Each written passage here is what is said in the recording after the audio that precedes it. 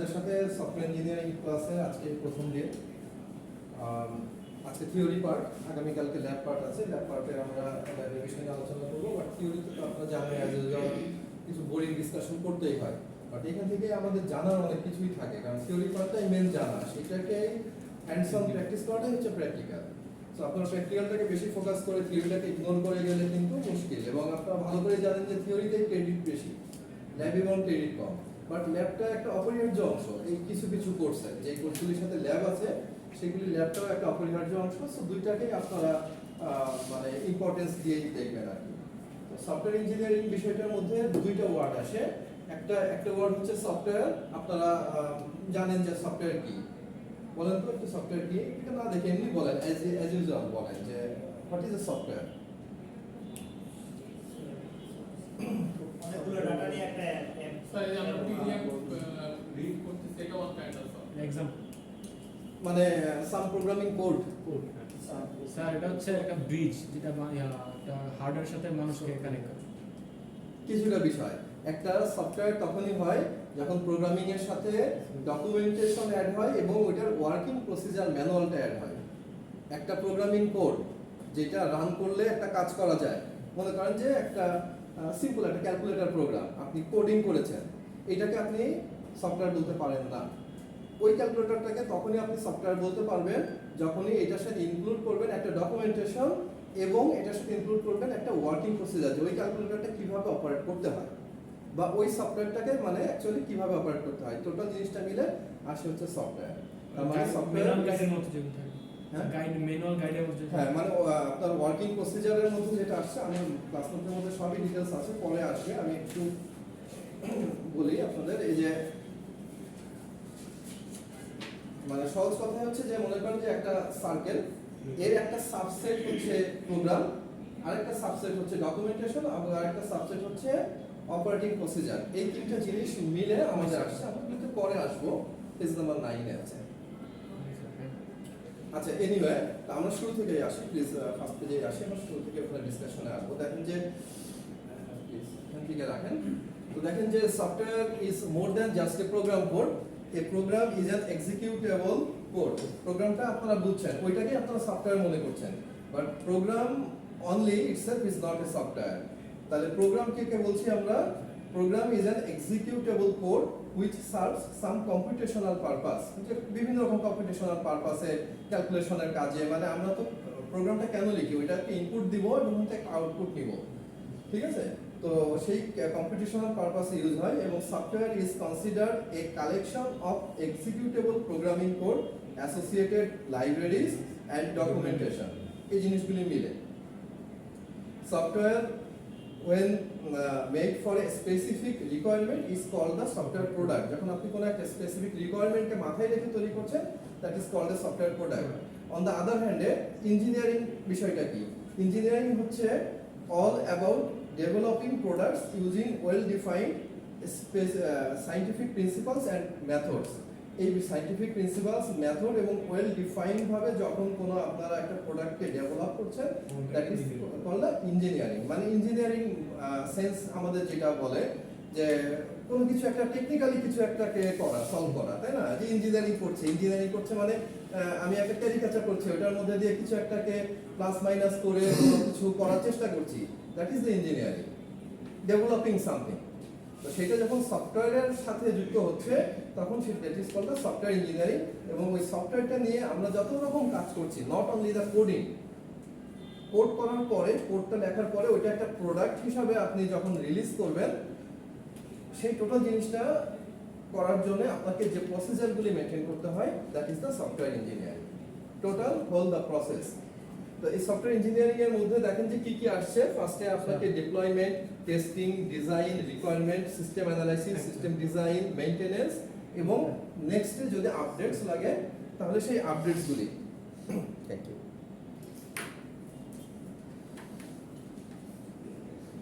এই সব কিছু মিলে আমাদের এটা আসছে। সো একটু স্ক্রল করি।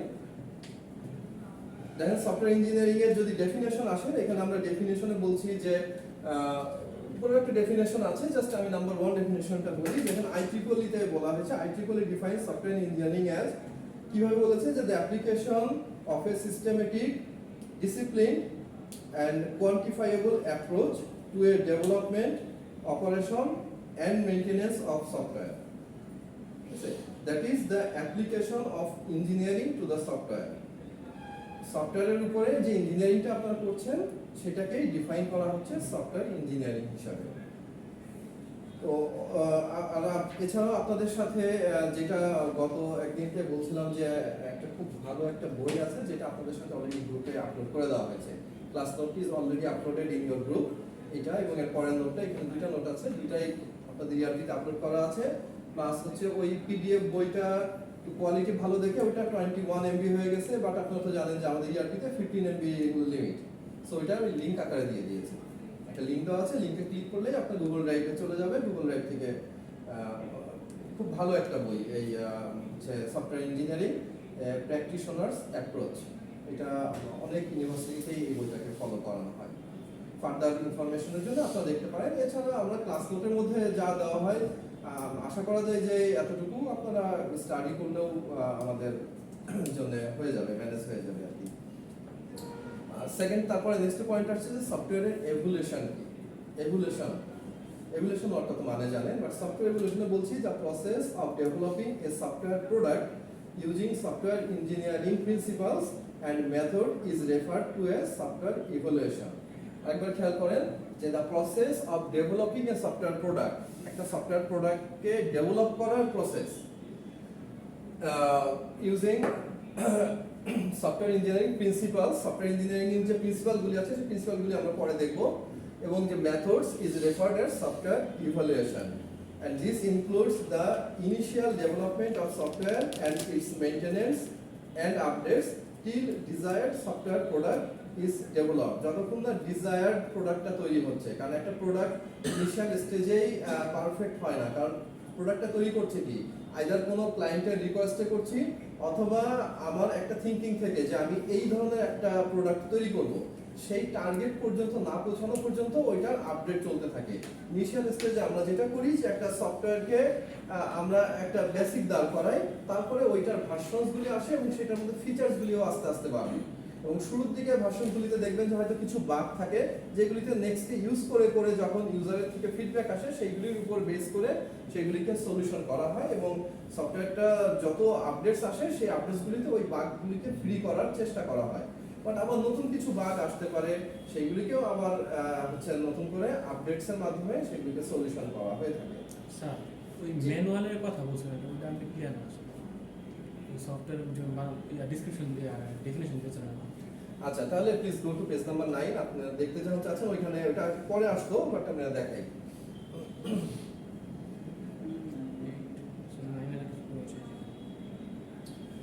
আচ্ছা দেখেন, প্রোগ্রাম ভার্সেস সফটওয়্যারের মধ্যে বলছে কি, program software is more than program. Software প্রোগ্রামের চেয়ে বেশি কিছু। কিভাবে? Any program is a subset of software. Any program is a subset of this large circle is the software assume, and this is the program. But এই যে এটার সাথে আরো দুইটা পার্ট আছে।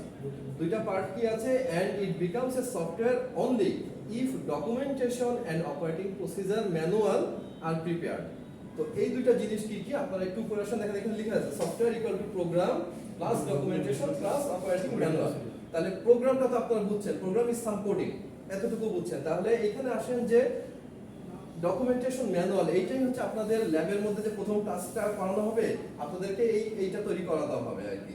মানে আপনারা একটা প্রোগ্রাম কোড লিখেছেন, ঠিক আছে, যে ল্যাঙ্গুয়েজে লিখেন, সেই প্রোগ্রাম কোডটার পাশে ওইটাকে আপনি একটা সফটওয়্যারে যখন পরিণত করতে চান, তখন আপনাকে কি করতে হবে যে 1 নম্বর পয়েন্টের প্রোগ্রাম কি আমরা সেটা বলেছি। 2 নম্বর পয়েন্টের ডকুমেন্টেশনে কি বলছি আমরা, documentation consists of different types of manuals. Example, a documentation manual is data flow diagram, flow chart, ER diagram, etc.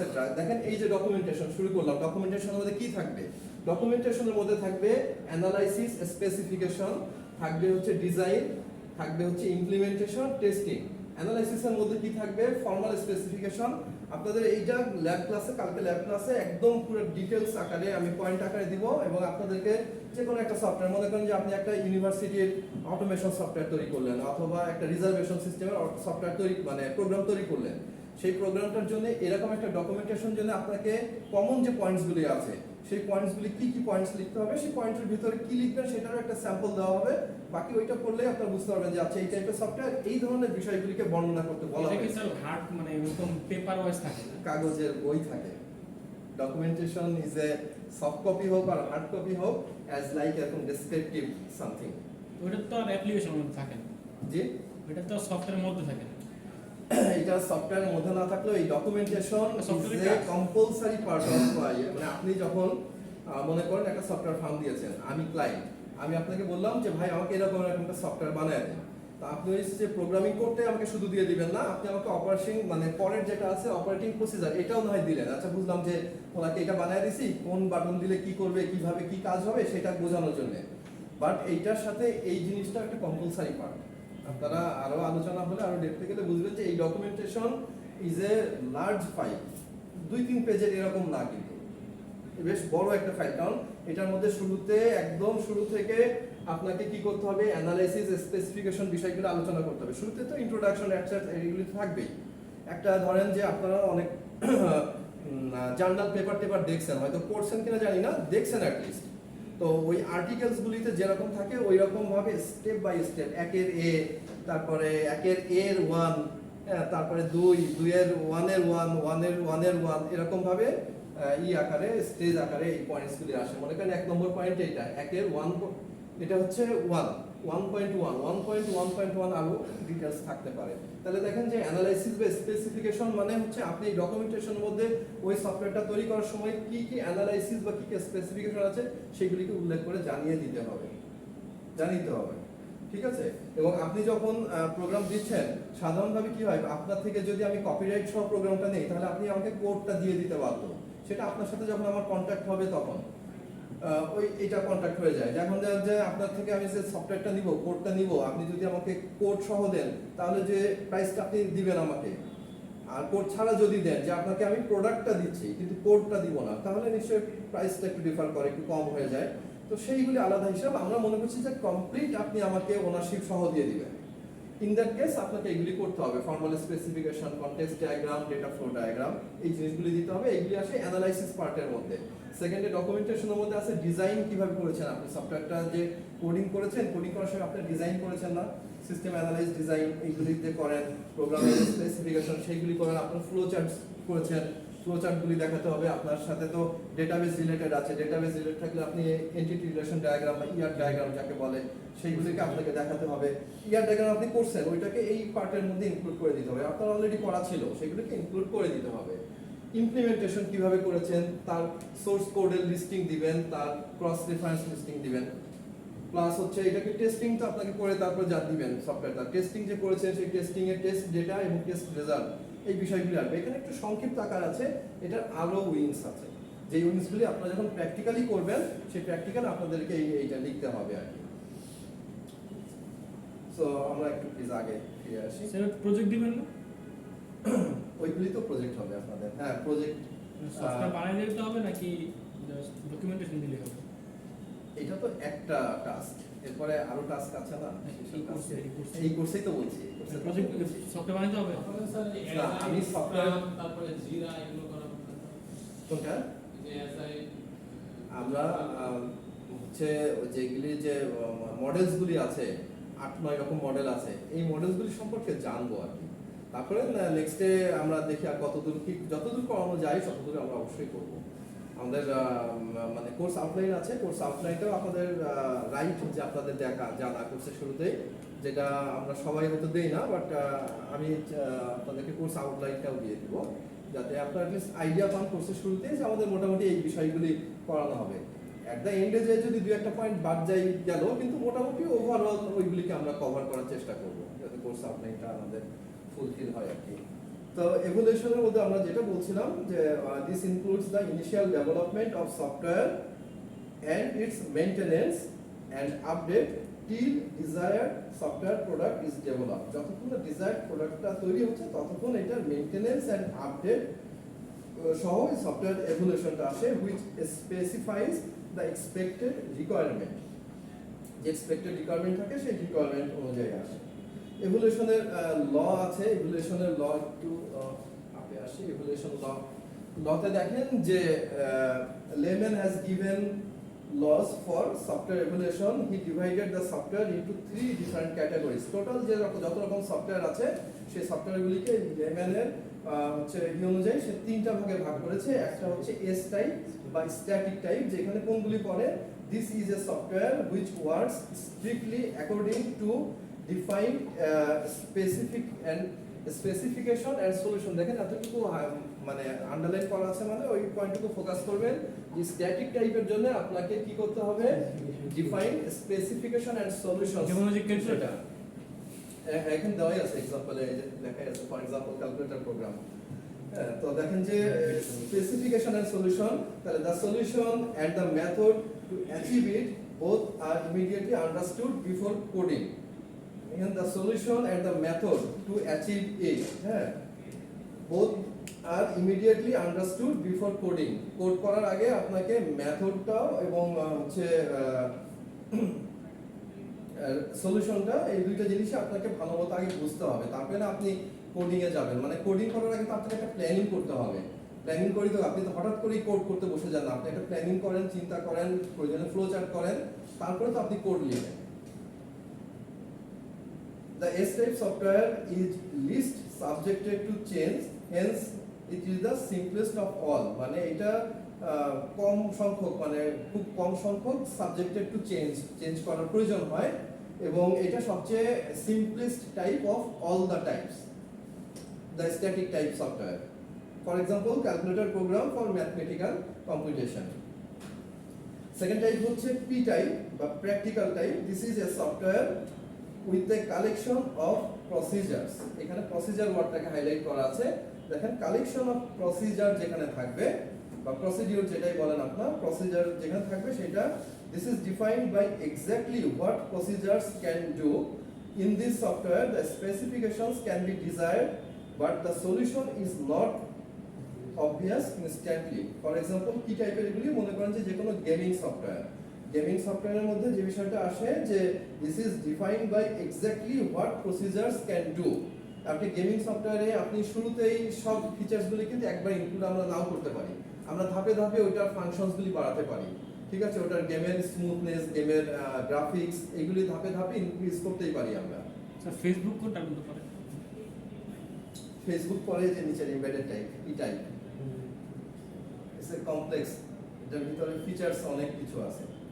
Simplest হচ্ছে ওই যে একদম নরমাল ছোট ছোট কোড করে একটা program as like calculator or etcetera টাইপের। ফেসবুকে মিডিয়াম টাইপ হচ্ছে প্র্যাকটিক্যাল টাইপ। নিজে থেকে কিছু করা হয় না ফেসবুকে স্যার, ফেসবুকে তো খালি যেটা ডিফাইন করে ওইটাই করা হয়।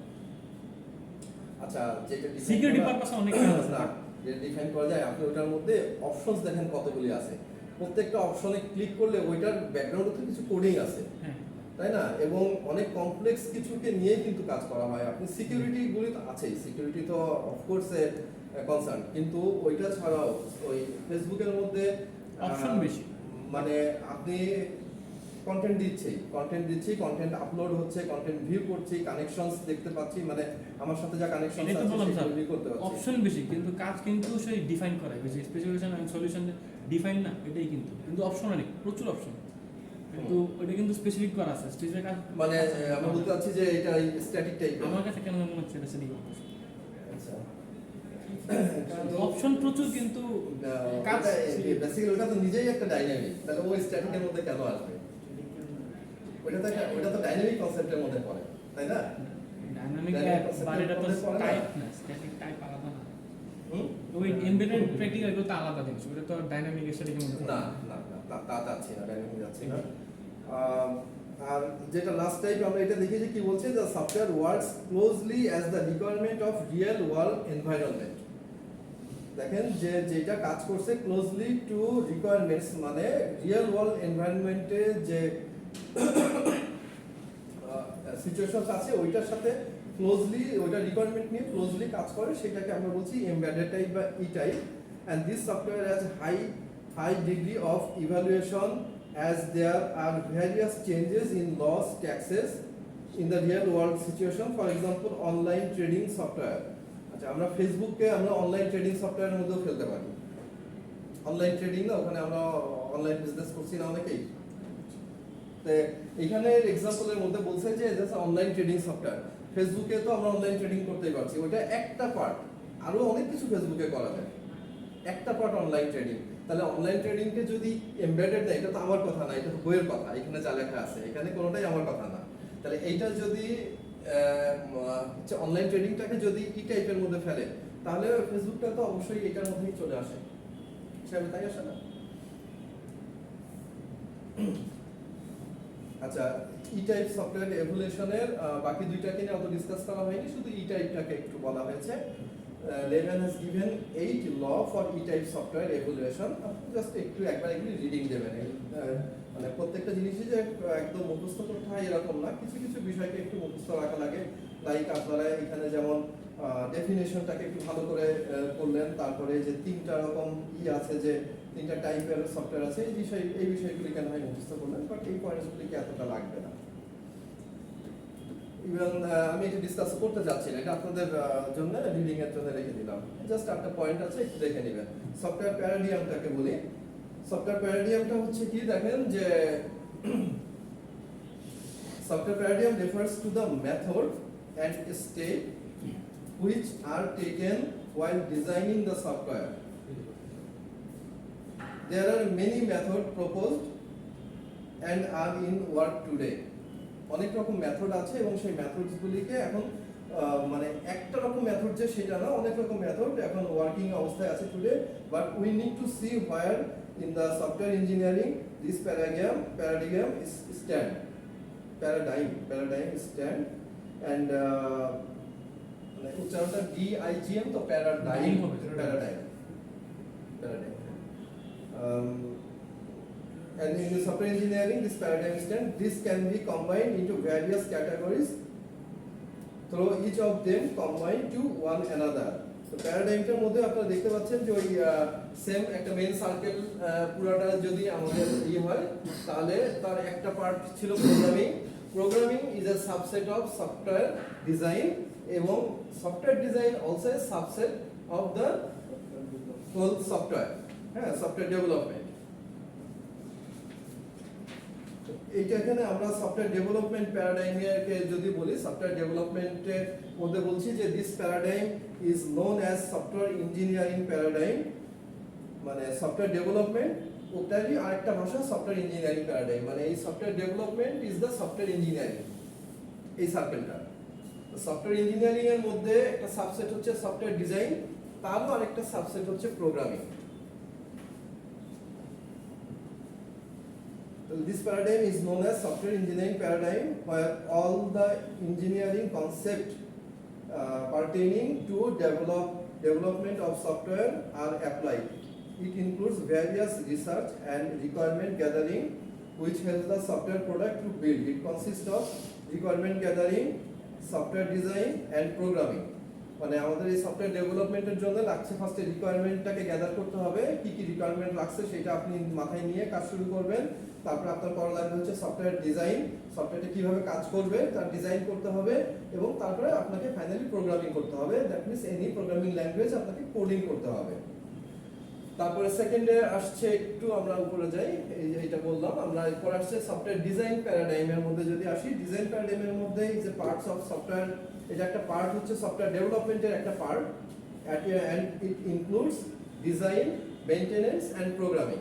মানে ওই যে আপনার সফটওয়্যার যে ডিজাইন, সফটওয়্যার ডিজাইন বলতে কি কি বোঝাচ্ছি? সফটওয়্যার ডিজাইন বলতে সফটওয়্যার ডিজাইন ইটসেলফ, এরপরে এটার maintenance and the programming also. প্রোগ্রামিংটা তো একদম কোরে আছে, একদম মাঝখানে আছে আর কি, কোরে সেটা তো অবশ্যই থাকছে। মানে আপনি দেখেন তিনটার মধ্যেই এই প্রোগ্রামিং বিষয়টা আসছে, কারণ প্রোগ্রামিংটা একদম কোরে, ওইটা ছাড়া তো চলবেই না। কিন্তু শুধু প্রোগ্রামিং দিয়েও হবে না, প্রোগ্রামিংয়ের সাথে অ্যাডিশনাল বাকি বিষয়গুলিকেও আমাদেরকে রাখতে হবে। প্রোগ্রামিং প্যারাডাইমের মধ্যে কি আসছে? This paradigm is related closely to programming aspect to the software development, যার মধ্যে আছে কোডিং, টেস্টিং এবং ইন্টিগ্রেশন। কোড করতে হবে, কোডগুলিকে টেস্টিং করতে হবে এবং মাল্টিপল কোডসকে ইন্টিগ্রেট করে দিতে হবে।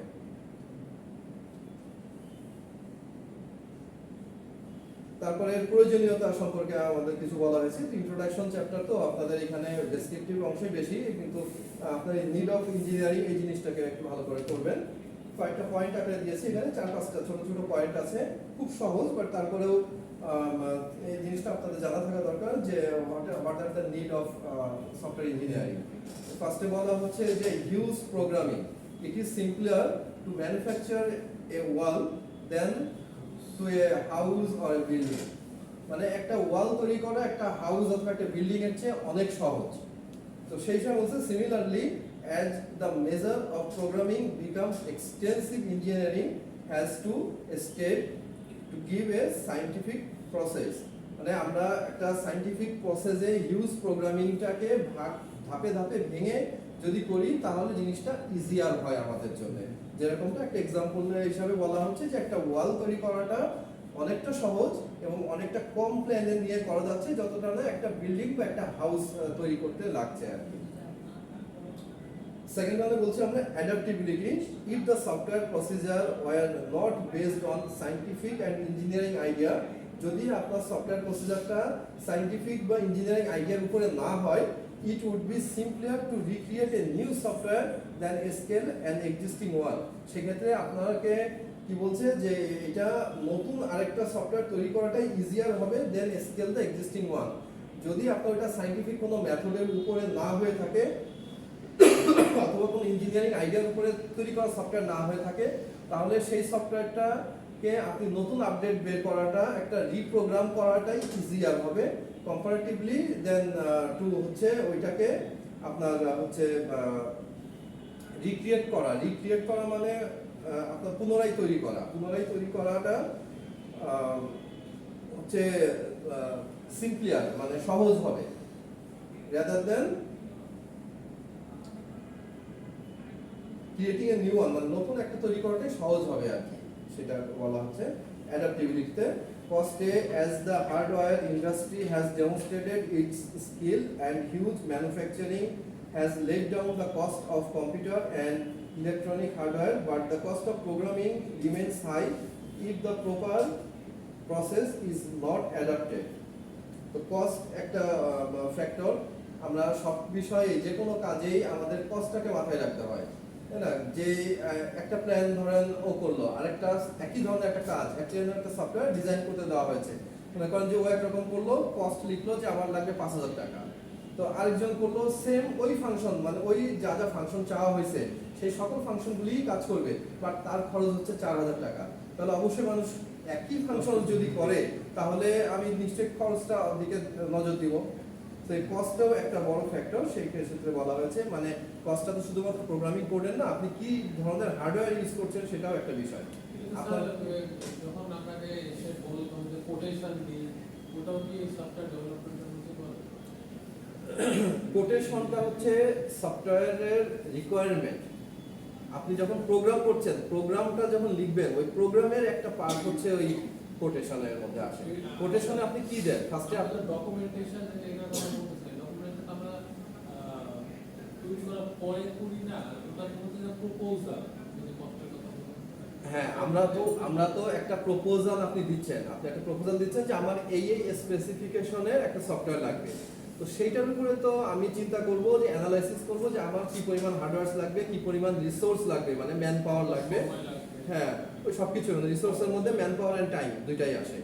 তো এইটা কত লেগে আমার কত কস্টিং যাবে প্লাস মাই বেনিফিট, এইটুকু ইনক্লুড করে তো আমি ওটার কোটেশন দিব। তো কোটেশনটা ঠিক এর মধ্যে ইনক্লুড না, আপনি যখন প্রোডাক্টটাকে ডেলিভারি দিচ্ছেন তখন এই প্রোডাক্ট ডেলিভারির মধ্যে আমি ওই পয়েন্টটাকে বলেছি, কোটেশনটা এর মধ্যে শুরুতে ইনক্লুড না। বাট না, ডেলিভারির সময় তো খরচই দেওয়া হচ্ছে না। ডেলিভারির সময় আর খরচ কেন? খরচের পার্ট আগেই মিটে গেছে, তাই না? আপনি কোটেশন দিচ্ছেন, কোটেশন অ্যাপ্রুভ হচ্ছে বা কাটছাট হচ্ছে, যেটাই হোক একটা আন্ডারস্ট্যান্ডিং এ আসছে, দেন আমরা কাজ করতেছি। কাজের পরে যদি ওই কাজের সাথে আরো এক্সটেনশন যুক্ত হয় তাহলে ফার্দার বাজেটও চেঞ্জ হয় না। ওইটা কিন্তু এই ডকুমেন্টেশন দেখেন যে ওই ডকুমেন্টেশনের মধ্যে যে পার্টসগুলি দেখানো হচ্ছিল ওইটার মধ্যে কিন্তু ওইটা আসে নাই। কিন্তু এইটা বলছে যে নিড অফ সফটওয়্যার ইঞ্জিনিয়ারিং, আমরা বলছি যে সফটওয়্যার ইঞ্জিনিয়ারিং কেন দরকার সেইটা যখন বলতেছি তখন আমাদের যা দেখেন যে আমাদের সফটওয়্যারটা নিয়ে ইঞ্জিনিয়ারিং যে করব সেই সময় আমাদেরকে মাথায় রাখতে হবে যে খরচের বিষয়টাকে, এটা একটা point. dynamic nature, the continually growing and adapting nature of programming hugely depends upon the environment in which the client works. If the quality of the software is continually changing, new upgrades needed to be done in the existing one. মানে dynamic নেচারের যদি হয় তাহলে আপনার ওই যে ক্লায়েন্টের requirement অনুযায়ী আপনি ওইটাকে কন্টিনিউয়াস আপডেট করতে পারেন। তো সেই কন্টিনিউয়াস আপডেটের প্রসেসটাও যদি আপনি ওই ইঞ্জিনিয়ারিং সফটওয়্যার ইঞ্জিনিয়ারিং করার মানে প্ল্যানিং করার সময় যদি আপনি করেন যে ক্লায়েন্ট তো নেক্সটে আরো আপডেট চাইতে পারে, আরো এক্সট্রা ফিচার চাইতে পারে, তো সেইগুলিকে যেন আমাকে পুরোটাই আমার নতুন করে না লাগে। যেমনটা আমরা একটু আগে বলছিলাম যে কোনো ইঞ্জিনিয়ারিং মেথডস নিয়ে বা কোনো সায়েন্টিফিক মেথড নিয়ে যদি সফটওয়্যার তৈরি হয় তাহলে সেইটাকে আমরা আপগ্রেড করাটা ভালো। কিন্তু যদি ওই সায়েন্টিফিক মেথড বা ইঞ্জিনিয়ারিং নিয়ে কোনো সফটওয়্যারটা না হয়, মানে আমাদের কোডিংটা না হয়, তাহলে এটাকে রিকোডিং করাটা ওইটাই হচ্ছে কস্ট ইফেক্টিভ হয়। তো সেক্ষেত্রে আমরা এই ডাইনামিক নেচারের বিষয়টা যেটা আসছে যে continually growing and adapting nature of programming hugely depends upon the environment in which the clients work. And if the quality of the software is continually changing, new updates needed to be done in the existing one. আর আছে লাস্টে quality management, better procedure of software development provides a better quality software product. মানে procedure আপনি better করলে আপনার কোয়ালিটিটাও better আসবে আর কি। মানে আপনি সফটওয়্যারের টোটাল প্রসিজারের ম্যানেজমেন্টটাকে যদি প্রপারলি করতে পারেন তাহলে ওইটা হচ্ছে একটা গুড প্রোডাক্ট আসবে। মানে আমরা আমাদের টার্গেটটা একটা গুড প্রোডাক্ট তৈরি করা। সো গুড প্রোডাক্টটা তৈরি করার জন্য আমাদের যা যা দরকার সেই কাজগুলিকে আমরা করে দেবো আর কি। তাহলে আপনি এবার গুড সফটওয়্যারের হচ্ছে ক্যারেক্টারিস্টিক্স কি কি হবে এবং গুড সফটওয়্যার ইঞ্জিনিয়ারের কি কি বৈশিষ্ট্য থাকবে সেইটা সম্পর্কে একটা লিস্টেড করা আছে একটু নিচে। ক্যারেক্টারিস্টিক একটু আমরা আপ করি। হ্যাঁ, characteristic of good software engineer কি কি ক্যারেক্টারিস্টিক তার থাকতে পারবে, জাস্ট দুই একবার রিডিং দিলেই হবে, দুই একটা পয়েন্ট বাদ গেলেও অসুবিধা নেই, কয়েকটা পয়েন্ট আপনারা লিখে দিতে পারলেই হচ্ছে। If someone asks you যে what are the qualities of a good software engineer and what is a good software, সেটারও কিছু কোয়ালিটি তার নিচে বর্ণনা করা আছে।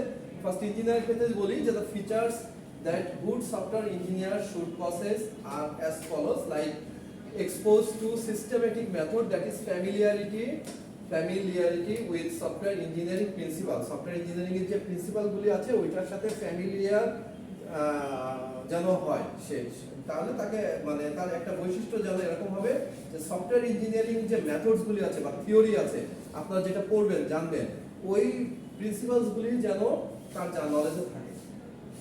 বিভিন্ন মডেলস গুলি আছে, ওয়াটারফল মডেল, অ্যাজাইল মডেল, এই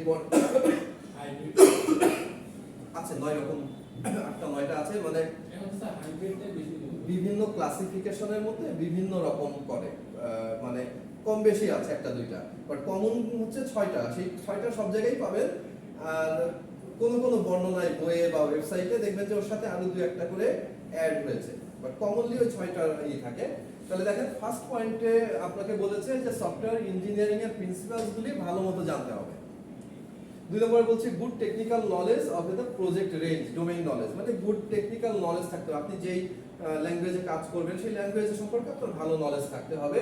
good programming abilities, good communication skill. This skill comprise to oral, written and interpersonal skill.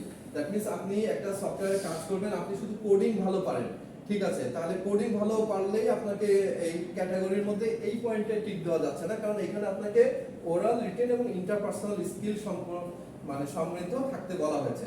না আপনাকে নট ওরাল মানে যে আপনাকে ইংলিশেই ভালো মতো বলতে হবে এরকম না, যে ল্যাঙ্গুয়েজে আপনি ইউজ করেন না কেন আপনার কমিউনিকেশন স্কিলটা যেন ভালো হয়, যে আপনি কাস্টমারের থেকে রিকোয়ারমেন্ট বুঝে নিতে পারেন এবং কাস্টমারকে অফকোর্স কনভিন্স করতে পারেন আপনার যা নলেজ আছে সেই নলেজ অনুযায়ী, যাতে কারণ কাস্টমার তো বলবে অনেক কিছু এবং তার কিন্তু সফটওয়্যারের উপরে নলেজ যতটা আছে আপনার তার চেয়ে অনেক বেশি আছে, সো আপনি তাকে কনভিন্স করবেন।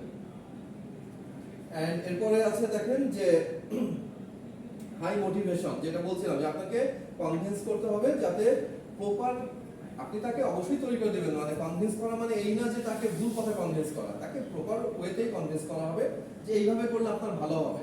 অনেক সময় ক্লায়েন্ট এসে এরকম বলে যে আমি এইরকম চাই, কিন্তু এইটা সলভ করার জন্য কোন ওয়ে সেটা কিন্তু সে জানে না, তখন তার সাথে এটা নিয়ে ডিসকাস করতে হয়। ডিসকাস করে আপনি তাকে বোঝাবেন যে এই কাজগুলো যদি এইভাবে করে তাহলে আপনার জন্য সুবিধা। মনে করেন সে রিপোর্ট চায়, সে ডেটা এন্ট্রি করবে, ডেটা এন্ট্রি করার পরে ওইগুলির উপরে কাস্টমাইজ রিপোর্ট নিবে। তাহলে রিপোর্টটা যে কিভাবে জেনারেট হবে এবং রিপোর্টটা যে যদি এটা মনিটরি ট্রানজ্যাকশনের কিছু হয় তাহলে অ্যামাউন্টগুলি যেন ঠিক মতো আসে সেই বিষয়গুলিকেও মাথায় রাখতে হয় আর কি। তারপর আছে sound knowledge of fundamental of computer science. তারপর হচ্ছে ইন্টেলিজেন্স। আমরা অনেক এখন কোডিং পারে, হ্যাঁ পাইথন শিখে 3 মাসে পাইথন শিখে আছে হয়ে গেছে প্রোগ্রামার, কিন্তু কম্পিউটার ফান্ডামেন্টালি কিছু বোঝে না, তাহলে তাকে আমরা গুড সফটওয়্যার ইঞ্জিনিয়ারের ক্যাটাগরিতে ফেলতে পারবো না। ফান্ডামেন্টাল বিষয়গুলো সফটওয়্যার ইঞ্জিনিয়ারিং পার্থক্য আছে। হ্যাঁ হ্যাঁ অবশ্যই এটা তো আছে। এটা তো আমরা একদম ফার্স্ট কথাই বলেছি যে programmer is not software engineer. Programmer is the যে কোডিং করে, যে কোডিং করে, is the programmer, he or she is the programmer. Software ইঞ্জিনিয়ারের বৈশিষ্ট্য হচ্ছে এইগুলি, এই বৈশিষ্ট্যগুলি থাকলে তাকে আমরা সফটওয়্যার ইঞ্জিনিয়ার বলবো। আর যে শুধু কোড করে তাকে তো আমরা প্রোগ্রামার বলতে পারি।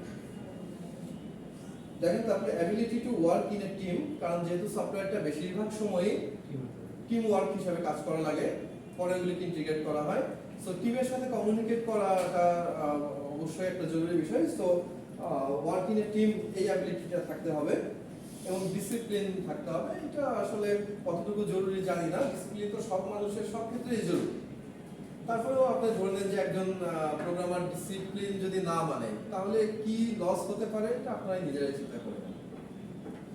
কারণ আমাদেরকে সেই ছোটবেলা থেকে শেখানো হয়েছে ডিসিপ্লিন, আছে কন্ট্রোল না একদম একদম ছোটবেলা থেকে ডিসিপ্লিন শেখানো হয়েছে আমাদের। যে কোনো কাজে স্যার ডিসিপ্লিন না হলে সো এই কারণে ডিসিপ্লিন পয়েন্ট আসছে। নাও কাম টু দ্য পয়েন্ট হচ্ছে যে গুড সফটওয়্যারের কি কি বৈশিষ্ট্য থাকবে। গুড সফটওয়্যারের 3টা বৈশিষ্ট্যের কথা এখানে উল্লেখ করা হয়েছে, সেই 3টা বৈশিষ্ট্যকে আবার একটু ব্রেকডাউন করা আছে। তো দেখেন যে software product can be judged by what it offers and how well it can be used. ওইটা ওই সফটওয়্যারটা কি অফার করছে এবং কত ভালোভাবে এটাকে ইউজ করা যাচ্ছে। This software must satisfy the following ground. কি কি? এক হচ্ছে অপারেশনাল, 2 ট্রানজিশনাল আর 3 মেইনটেনেন্স। এই 3টা পয়েন্টকে আমরা আবার একটু ডিসকাশন করেছি। দেখেন যে ফার্স্টে অপারেশনালের মধ্যে বলা হচ্ছে কি অপারেশনাল পার্ট 3টা পার্টে, তো আমরা গুড সফটওয়্যারের 3টা পার্ট বলেছি, অপারেশনাল, ট্রানজিশনাল এবং মেইনটেনেন্স। তো অপারেশনালের মধ্যে আছে it tells us how well the software works in operation. সফটওয়্যারটা যখন চালানো হয়, কাজ করা হয়, সফটওয়্যারটা যখন রানিং এ থাকে বা অপারেশন মোডে থাকে তখন কতটা ভালো এটা কাজ করছে। ইট ক্যান বি মেজার্ড অন, এবং এই অপারেশনাল পয়েন্টটা মেজার করা হয় কি কিভাবে, এটার বাজেট, এটার ইউজেবিলিটি, এটার এফিসিয়েন্সি, কারেক্টনেস, কতটা শুদ্ধ আউটপুট দিচ্ছে আপনাকে, ফাংশনালিটি, ফাংশনসগুলি কিভাবে কাজ করছে, সকল ফাংশনের ফাংশনালিটি, ডিপেন্ডেবিলিটি, সিকিউরিটি এন্ড সেফটি। এই সব কিছু আছে অপারেশনালের মধ্যে। প্রত্যেকটা পার্ট নিয়ে আবার ডিটেইলস ডিসকাশন আছে, বাট এগুলি আমরা আর ইনক্লুড করিনি কারণ এত লেন্দি করি না। এই প্রতিটা পয়েন্টেরই আবার ডিটেইলস আছে যে কিভাবে এটা হয়। এন্ড আপনাদের যদি একজন গুড সফটওয়্যার ইঞ্জিনিয়ার হতে চান তাহলে আপনাদের তো এই বেসিকগুলি জানা লাগবে, এবং এই বেসিকগুলি জানা মানে এগুলো একটু ডিটেইলস জানা লাগবে। সেজন্য আপনাদেরকে এই বইটা দেওয়া আছে। আপনারা আজকে একটু বইটাকে একটু পিডিএফ বই তো একটু স্ক্রল করে দেখেন ফার্স্টের চ্যাপ্টারটা, আশা করা যায় যে বইটা আপনাদের ভালো লাগবে। তারপর হচ্ছে transitional. This aspect is an important when the software is moved from one platform to another platform. একটা প্ল্যাটফর্ম থেকে আরেকটা প্ল্যাটফর্মে সফটওয়্যার মাইগ্রেট করা বা শিফট করার প্রয়োজন হতে পারে, সেটাকে আমরা ট্রানজিশন বলছি। যেমন পোর্টেবিলিটি, সফটওয়্যারটা পোর্টেবল কিনা সেই বিষয়টা একটা জিনিস মাথায় রাখতে হয়। তারপরে হচ্ছে ইন্টার অপারেবিলিটি, রিইউজেবিলিটি, পুনরায় ইউজ করা যাচ্ছে কিনা, এবং অ্যাডাপ্টিবিলিটি, কতটা সহজে ওটাকে ইউজার অ্যাডাপ্ট করতে পারছে। মানে ইন্টারফেসটা এমন জটিল যে আমি অপশনই খুঁজে পাচ্ছি না, ঠিক আছে। তারপরে মানে একটা সফটওয়্যারকে অনেক কমপ্লেক্স লুকসেও দেওয়া যায়। দেখেন যে আপনারা যখন আমরা তো আজকাল সবই গ্রাফিক্যাল মোডে করি, কোড করা হয় ব্যাকগ্রাউন্ডে, কিন্তু ওইটা তো ফ্রন্ট এন্ডে একটা ডিজাইন দেওয়া হয়, সফটওয়্যার একটা ডিজাইন দেওয়া হয় যেখানে কিছু অপশনস থাকে, বাটনস আকারে থাকুক আর মেনুস আকারে থাকুক। তো ওই মেনুসগুলি আপনি যেন সহজভাবে খুঁজে পান এবং সহজভাবে ইউজ করতে পারেন সেই বিষয়গুলিকে খেয়াল রাখতে হয়।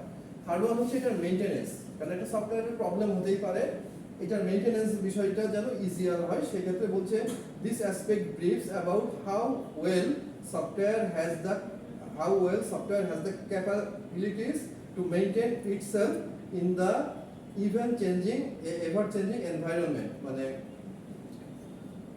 ঘন ঘন এনভায়রনমেন্ট চেঞ্জ হচ্ছে, that is the ever changing এনভায়রনমেন্টে আমরা এটা মডুলারিটি, মেইনটেনেবিলিটি, ফ্লেক্সিবিলিটি এবং স্কেলেবিলিটি এই বিষয়গুলি থাকতে হয়। মানে আপনার একটা গুড সফটওয়্যারের মধ্যে এই যে পয়েন্টসগুলি আপনার হচ্ছে বাজেট, ইউজেবিলিটি, তারপরে হচ্ছে ফাংশনালিটি, সিকিউরিটি, সেফটি, তারপরে এটার পোর্টেবিলিটি, সবগুলি মিলাই আমি সংক্ষিপ্ত বলবো। পোর্টেবিলিটি থাকতে হবে, এটা রিইউজেবিলিটি, অ্যাডাপ্টাবিলিটি, তারপরে হচ্ছে এটা ফ্লেক্সিবিলিটি, স্কেলেবিলিটি, এই বিষয়গুলিকে সবকিছু সমৃদ্ধ হলে সেটাকে আমরা একটা গুড সফটওয়্যার বলতে পারি।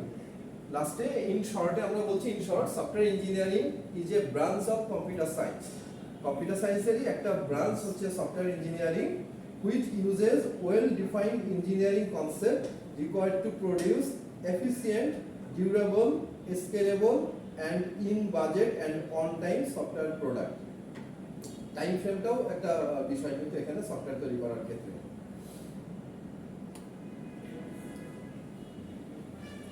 নেক্সটে আসছে আমাদের ইম্পর্টেন্স। এটা এখানে পেজ ব্রেক হয়ে গেছে, আমার কাছে কিন্তু পেজ ব্রেক নাই, এখানে সামহাউ ব্রেক হয়ে গেছে। যাক, আপনারা যদি ডাউনলোড করেন বা করেন বুঝতে পারবেন। ইম্পর্টেন্সের মধ্যে দেখেন যে ইম্পর্টেন্স অফ সফটওয়্যার ইঞ্জিনিয়ারিং একটা ডায়াগ্রাম দেওয়া আছে, যে ইম্পর্টেন্সগুলিকে 1 2 3 4 করে লিস্টেড করা, জাস্ট এটাকে একটা গ্রাফিক্যাল দেওয়া হয়েছে। অনেক সময় কি হয় যে গ্রাফিক্যালটা আমাদের ভালো স্মরণে থাকে, মনে থাকে, যে আচ্ছা ওই গ্রাফিক্সের মধ্যে আমি এইটা দেখছিলাম, ওইটা অনেক সময় মনে থাকে দেখে কিছু কিছু লিস্টকেও আমরা এরকম গ্রাফিক্যালি দেখানো হয়।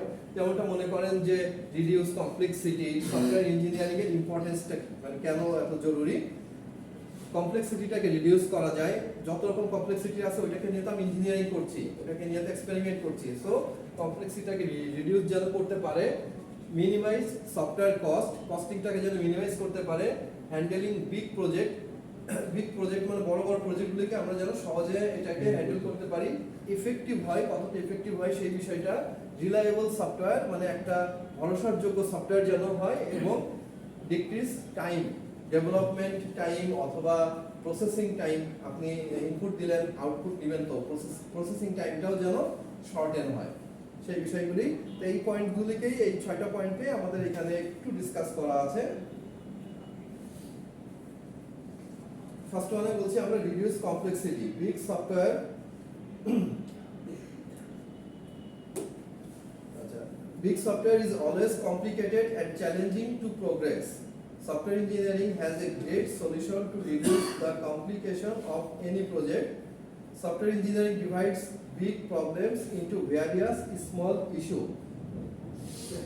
সহজ কথা, কিন্তু আপনারা একটু খেয়াল করলে দেখবেন যে সফটওয়্যার ইঞ্জিনিয়ারিং কাজটাই হচ্ছে আমার কাজটাকে সহজ করাই, এটা জটিল করাটা উদ্দেশ্য না।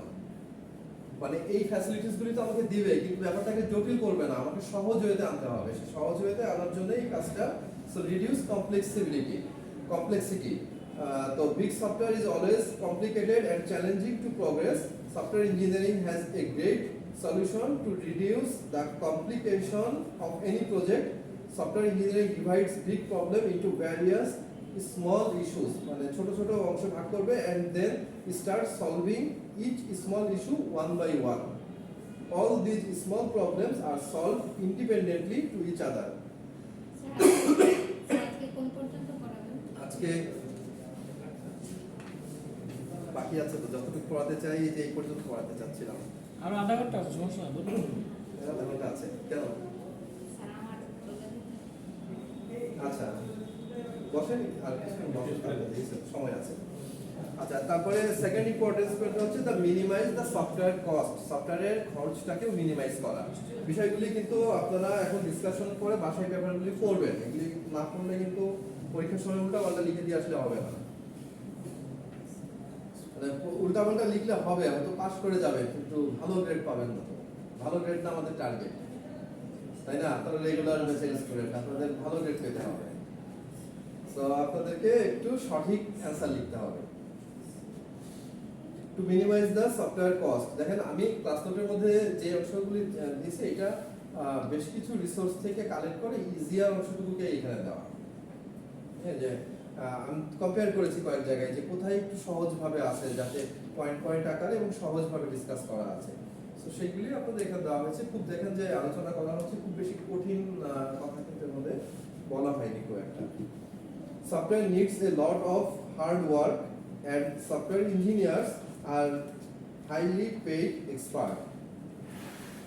A lot of manpower is required to develop software with a large number of codes, but the software engineering programmers, but in software engineering, programmers project everything and decrease all those things that are not needed.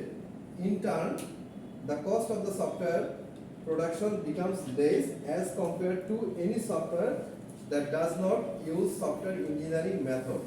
Software engineering method যদি আপনি apply না করেন তাহলে আপনার ওই যে একটু আগে যা যা সুবিধা সফটওয়্যার ইঞ্জিনিয়ারিং অ্যাপ্লাই করলে পাওয়া যাওয়ার কথা সেই সুবিধাগুলি থেকে আমরা পাবো না আর কি। তার মানে এখানে যেটা বলা হচ্ছে যে আমাদের সফটওয়্যার ইঞ্জিনিয়ারিং এর বেনিফিটটাকে পাওয়ার জন্য আমাদেরকে এই রুলসগুলিকে ফলো করে করতে হবে আর কি।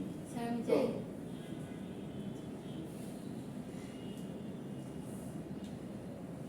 তারপরে একটু decrease time 10 minutes. Anything that is not made according to the project always waste time. মানে প্রজেক্টে আপনার যা কাজ সেই অনুযায়ী যদি না করি তাহলে তো ওটা ওয়েস্ট অফ টাইম হয়ে গেল। And if you are making great software, then you may need to run many codes to get the definitive running code. This is a very time-consuming procedure, and if it is not well handled, then this can take a lot of time. So, if you are making your software according to the software engineering method, this will decrease a lot of time. And আপনারা যদি ওই procedure follow করে করেন, তাহলে একটা systematic ওয়েতে করতে পারবেন। সেই কারণে আপনার সময় এবং খরচ দুইটাই অনেক কম হবে এবং একটা সিস্টেমেটিক প্রসেসে হবে, যেটার কারণে আপনার পরবর্তীতে এটাকে মেইনটেনেন্স করা অনেক ইজিয়ার হবে। কারণ মেইনটেনেন্সটা তো আমাদের মাথায় রাখতে হবে। তারপর হচ্ছে handling big project. Big projects are not done in couple of days, মানে দু একদিনে বিগ প্রজেক্ট হয়ে যায় না। And they need lots of patience, planning and management.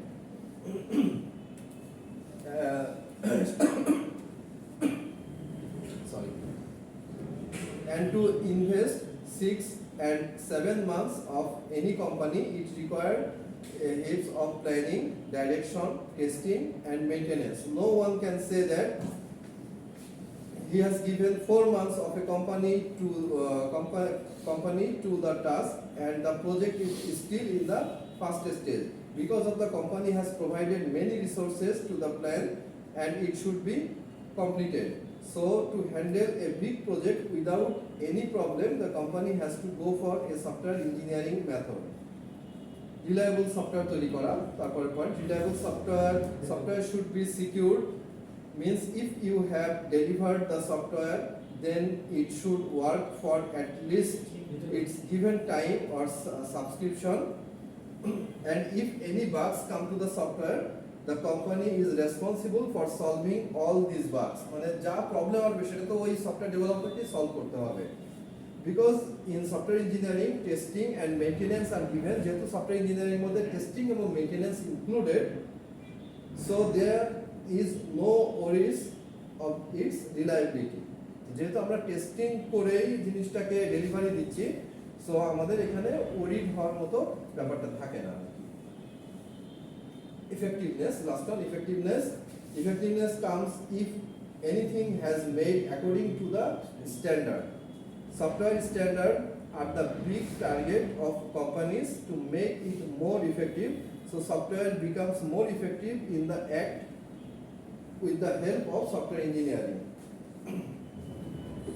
আচ্ছা, অনেক থিওরি পড়ছেন, আজকে এই থিওরির এই অংশটুকু থাক, নেক্সটে আমি ডিসকাস করব। পজ করি।